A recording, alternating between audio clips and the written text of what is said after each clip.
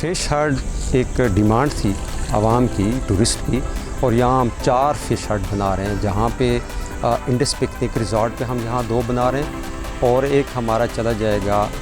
پرانی ماڑی سے تھوڑا سا 2 کلومیٹر کے فاصلے پہ، جسے ہم جنگلار کہتے ہیں، وہاں کے مقام پہ، اور ایک آخری جو ہمارا بننے جا رہا ہے وہ پیر پیائی ڈیم ایریے کے مقام پہ بننے جا رہا ہے۔ اور جہاں تک اس کی لاگت کی آپ نے بات کی ہے، یہ 2 کروڑ کا پروجیکٹ ہے، جس میں ہمارے 4 فش ہٹ بنے گے۔ یہ ہوتا ہے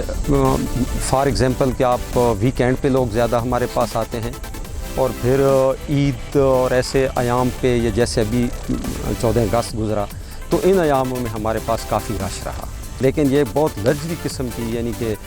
ہماری یہ فش ہٹ ہے، اور یہاں پہ لوگوں کی ڈیمانڈ تھی تو تب یہ بنا رہے ہیں، اور جس طرح باقی فیسلٹیاں ٹورسٹ کے لیے ہیں، اور اس سے بھی جب ایڈ کیا ہے ہم نے ٹورسٹ فش ہٹ کو، تو ظاہر ہے اس میں اضافہ ہوگا ٹورسٹ کا۔ الحمدللہ یہ جو tourism department government of Punjab کو یہ جو پروجیکٹ ملا، تو انہوں نے first of all zip line یہاں پہ بنائی ہے، اور اس کے بعد بچوں کے لیے جھولے ہیں، اور اس کے بعد ہمارے اٹیچ واش روم اور اے سی رومز، اور یہ آپریشنل ہو گئے انشاءاللہ۔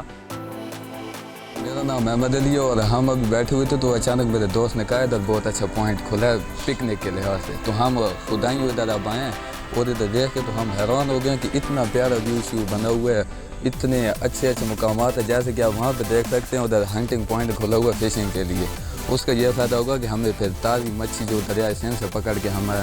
اویلیبل کی جائے گی، اور پھر وہ ہم اپنے دوستوں کو یا رشتہ داروں کو بھیج سکتے ہیں۔